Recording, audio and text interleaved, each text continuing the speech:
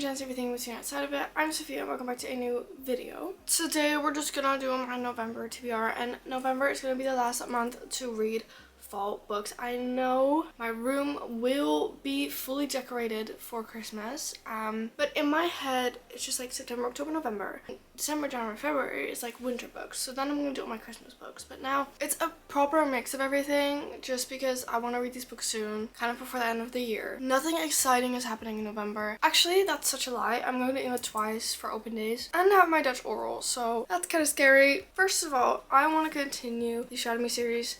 I brought this whole box set because one, they're still in the plastic and I was too lazy to like rip off the plastic, and I wanted to make a reading vlog. So I have a reading vlog of the first book, but then I wanted to make a reading vlog of all the other books, and I'll include probably like a little like summary of what I thought of the first book. I still need 2 books in the series. I still need Imagine Me and Find Me. I'm nervous because what if I end up not liking it? But I think I will. Honestly, I'm quite like most people and I enjoy the things that most people do. I don't think I should be worried. It's just that I didn't like the first book, but then I read the first novella and I was like, this kind of hits. And then I decided to buy the whole box set because as a normal person would.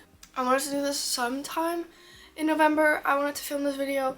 When? Honestly, I think I just need to decide a moment where I'm ready and then just do it rather than planning it, because I feel like if I'm going to plan it, I'm just going to be too stressed with deadlines and whatever. I honestly hope with the traveling that I'm doing and the studying that I'm doing that this will still fit. As I keep bringing up, I'm in my senior year and honestly I feel like it's just getting busier and busier, so and I already can't handle it, but it's fine. I'll survive. I really wanted to get to this before the end of the year, so who sees if I will, because honestly this would really help me hit my reading goal, because on Goodreads I have a 75 reading goal and I hit that, but from the start of the year I've had a subconscious goal of 100 books and I just put it 75, so because I knew I probably could accomplish that, so at least I felt some satisfaction, but I would not feel satisfied if I did not hit 100 books this year. So this would definitely help, especially with like the 4 novellas or the 5 novellas that the series has. Then moving on, really want to get to Sinner because I read Priest a good while back. I promised my friend that we would read this together,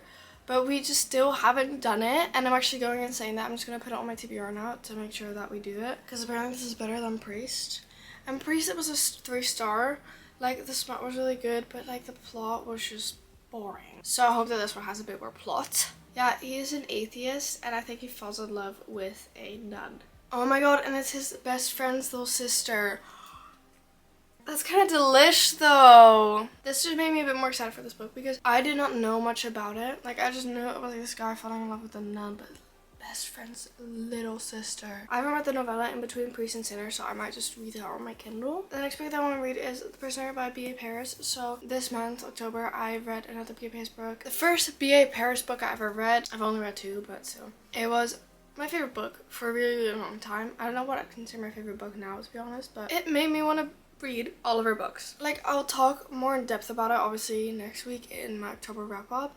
But it was not what I expected and it wasn't very thrillery. This looks like a bomb-ass thriller. I don't know what this is about, and I got this pretty recently. I still have 2 physical B.A. Paris books that I still want to read. But of course, it's my goal to kind of collect all the books. This one says, The Perfect Life. Orphaned at an early age, Amelie has always been a survivor. As she builds a career for herself in the London magazine industry, she meets and agrees to marry millionaire Ned Hawthorne. Why is this giving marriage of convenience? Suddenly in the middle of the night she's pulled from her bed and placed in a pitch black room. The door is locked. Okay. Who are her mysterious captors who bring her food but never speak? Why does she soon feel safer here in prison than she had begun to feel with her husband Ned? And it says, in true B.A. Paris style, The Prisoner is a gripping survival story, a twisted tale of love, and at its dark heart, a thriller to keep you up all night. Everyone's calling it addictive and impossible to put down, and that is just what I need. Oh my god, and it's present and past. If you've read this, or if you know anything about this, please let me know, because I have heard absolutely nothing about this. The next book that I really want to read in November is Birthday Girl by Penelope Douglas. So my boyfriend gave me this for my birthday. He actually gave me 4 books for my birthday, but one I'd already read. One is part of the Shadow Me series, so I feel like I can't read that because it's the last book in the series. So, and then the other one is like 500-600 pages, and I just feel bad because it's almost been a month since my birthday and I haven't read a single one of them.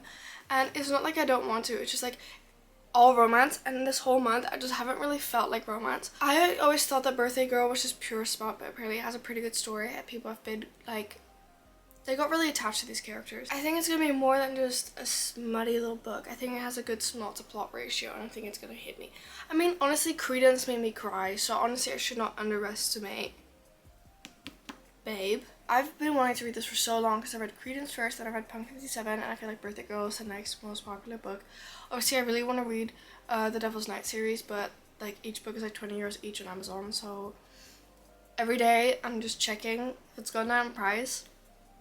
Of course it hasn't. And this is basically about this girl. She gets cheated on by her boyfriend, and then she kind of falls for his dad, for like her ex-boyfriend's dad, and they kind of have like a little intimate thing going on, but I feel like it's a lot deeper than that. I've seen people say that it's a lot deeper than that, so I hope it is. Also, I'm literally wearing Winnie the Pooh pajamas. I just need it to look nice from the top, you know? Like, let's get into the last 3 books of this TBR. How many books is that actually? It's 15 books on my TBR now, but that's only purely because the Shout at Me series is 9 books. So I feel like that's fine. That's socially acceptable.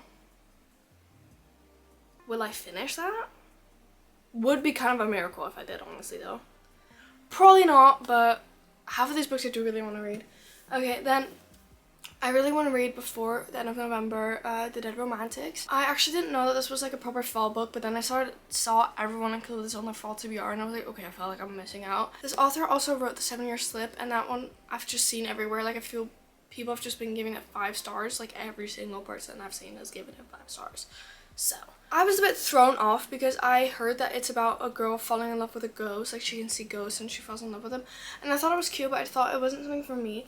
But apparently it's like really, really good, and it's like so nice. Like, it's such a nice, wholesome read, and I feel like if I'm not gonna read it now, I'm gonna have to wait until next fall, because it's not gonna fit with winter, it's not gonna fit with spring, it's not gonna fit with summer.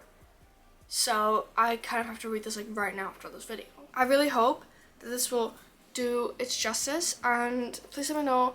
Also, because I feel like this is a very wide read book, like a lot of people have read this, so one of you that's watching this must have read it. So if I'm attacking you right now, let me know what you thought of it. Then I so want to read Scarred by Emily McIntyre. I feel like it's a McIntyre or a McIntyre, and I still do not know how to pronounce it, and I feel so bad every time I say it, so I'm just not going to say it anymore from now on. I read Hooked in October, thoroughly enjoyed it. Again, I will talk more in depth about my review of Hooked in next week's video, but I just really liked it, right? And I already had the rest of the series coming. I already ordered them. I'm really excited to get to this. I've seen people that this series also has like the second book syndrome, which is basically that the second book in the series is the best. The series is called the Never After series. People categorize them as retellings, but they're not, because they don't retell the story, but I feel like they're inspired by the stories. So Hooked was Peter Pan, and this is inspired by The Lion King. And I have, again, no clue what this is about, just that it's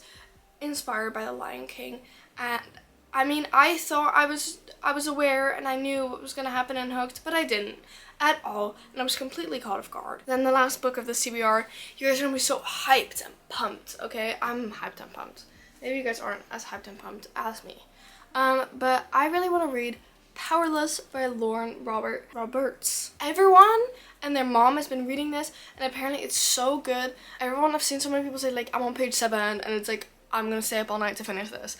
Like, it's like a 500-page book as well. It is a fantasy, and people say that kind of reminds them of Hunger Games. You have the elites and you have ordinary. There's this girl, and she saved one of the princes, and now she's been thrown into the purging trials, which is a brutal competition showcasing the elite's powers. But she's an ordinary, so she doesn't have any powers. If anyone finds out she's an ordinary, she's kind of gonna get hated on. And I've heard that there's like such yummy like enemies to lovers, and it's like proper enemies to lovers, not like workplace enemies to lovers, like proper I'm gonna kill you enemies to lovers. Like, oh. And I've seen quotes from this book that just make me melt. This is gonna be a trilogy as far as I'm aware, and the next book is coming in like only like July. So I hope I can wait until then. I probably will make a reading vlog of this because a lot of people have asked me to make a reading vlog of this. Those were all the books that I wanted to read in the month of November. I know 15 books is a lot. Will I read all of them? Absolutely not, because I like overestimating myself and I like having options, because I do try. I feel like this is a pretty good set TBR. If you have anything to say about any of these books, please let me know. If you're still watching, comment this emoji, and I'll see you when I see you. Bye.